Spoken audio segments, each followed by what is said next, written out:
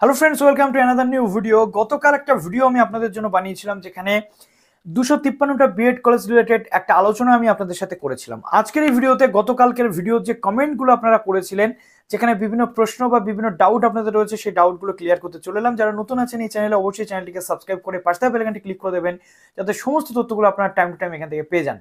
প্রথমত আপনাদের বলবো যে যারা অলরেডি থার্ড ফেজের মধ্যে ভর্তি হয়ে গেছেন, সেই সমস্ত কলেজ কিন্তু ইউনিভার্সিটি তাদেরকে অ্যাফিলিয়েশন রিনিউয়ালের সুযোগ দিয়েছে এবং তারা কমপ্লিট করে নিয়েছে। ফলেই তারা কিন্তু আবেদন করতে পেরেছে এবং রেজিস্ট্রেশনও সেখানে শুরু হয়ে যাচ্ছে। অলরেডি রেজিস্ট্রেশন শুরু হয়ে গেছে। 17ই নভেম্বর থেকে রেজিস্ট্রেশন প্রসেস শুরু হয়েছে এবং 24শে নভেম্বর পর্যন্ত চলবে। আপনাদের কাজ যেটা হবে সেটা হচ্ছে কলেজে গিয়ে নিজেদের ডকুমেন্টসগুলোকে দেওয়া এবং কলেজ অনলাইন পোর্টালে আপনাদের এই রেজিস্ট্রেশনটা কিন্তু কমপ্লিট করিয়ে দেবে। অনেক কলেজ রয়েছেন যারা অ্যাফিলিয়েশন এখনো রিনিউয়াল পাননি এবং এই অ্যাডমিশন প্রসেসে আপনারা অংশগ্রহণ করতে পারেননি। সেই সকল কলেজের প্রচুর স্টুডেন্টস রয়েছে যারা এখনো পর্যন্ত কনফিউজড যে তারা এবছর আদৌ ভর্তি হতে পারবে নাকি পারবে না।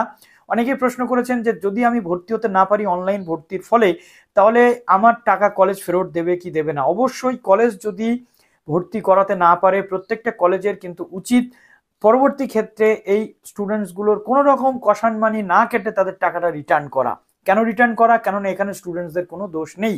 এখানে ইউনিভার্সিটির সাথে কলেজের সমস্ত ম্যাটার, স্টুডেন্টসরা মাঝখানে কোনো কিছু জানে না। আলটিমেটলি আমার ব্যক্তিগত মতামত, এবং আশা করি আপনারাও এর সাথে একমত হবেন, কলেজগুলোকে কিন্তু সেই টাকাগুলো রিফান্ড করে দেওয়া উচিত এবং 100% উইদাউট এনি কন্ডিশন।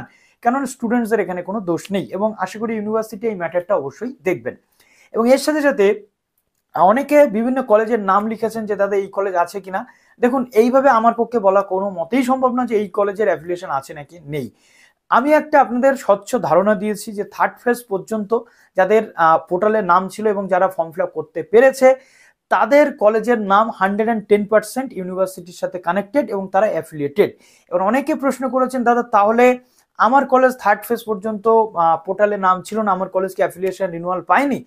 এই প্রশ্নের উত্তর আমি দেব না, বাট আমি যে প্রশ্নের উত্তরটা দিয়েছি বা আমি যে তথ্যটা দিয়েছি তার সাথে আপনারা ম্যাচ করালে আপনারা বুঝে যাবেন যে আলটিমেটলি আমি কি বলতে চেয়েছি। ক্লিয়ার হলো? এবার আপনাদের প্রশ্ন রয়েছে যে যে কলেজগুলো অ্যাফিলিয়েশন পায়নি তারা আগামী দিনে অ্যাফিলিয়েশন পাবে কি পাবে না। এটা সম্পূর্ণ ইউনিভার্সিটি এবং কলেজের প্রসেস, আইনি প্রসেস। এই নিয়ে আমি কোনো মন্তব্য করতে চাই না বা এই নিয়ে আমি কোনো মন্তব্য করবো না। ভবিষ্যৎ বলবে, তার জন্য আপনাদের অপেক্ষা করতে হবে। এবার অনেকের প্রশ্ন রয়েছে যে আলটিমেটলি এই যে কলেজের যে রেজিস্ট্রেশন প্রসেস শুরু হচ্ছে মানেই আমার কলেজ অ্যাফিলিয়েটেড। অবশ্যই আপনার কলেজ থার্ড ফেজ পর্যন্ত ভর্তি করাতে পেরেছে এবং রেজিস্ট্রেশন পোর্টালে আপনার কলেজ আপনার নাম অন্তর্ভুক্ত করতে পারছে মানেই আপনার কলেজ কিন্তু ডেফিনেটলি অ্যাফিলিয়েটেড রয়েছে। তো আশা করছি এখান থেকে আপনাদের পুরো ডাউট ক্লিয়ার হয়ে গেল। এবার এই রেজিস্ট্রেশন প্রসেসের সাথে সাথে আমি বলবো আপনাদের কিন্তু পড়াশোনাটা শুরু করে দিতে হবে এবং বিএড রিলেটেড ফার্স্ট সেমিস্টারে কি কি পড়তে হয়, ইচ অ্যান্ড এভরিথিং অলরেডি আমার এই এসজি টিউটোরিয়াল গাইডের বিভিন্ন প্লে লিস্ট রয়েছে বিএড রিলেটেড, সেখানে আপনি গেলে পুরোপুরি চেক করতে পারবেন।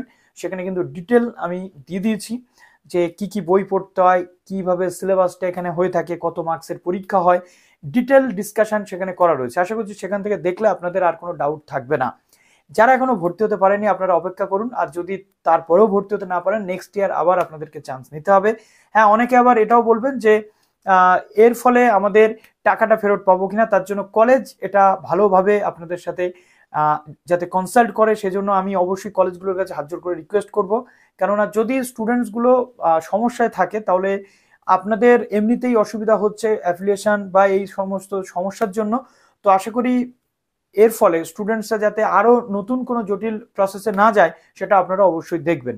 তো চলুন ভিডিওটা এখানে শেষ করলাম। ভালো থাকুন সবাই, বেস্ট অফ লাক।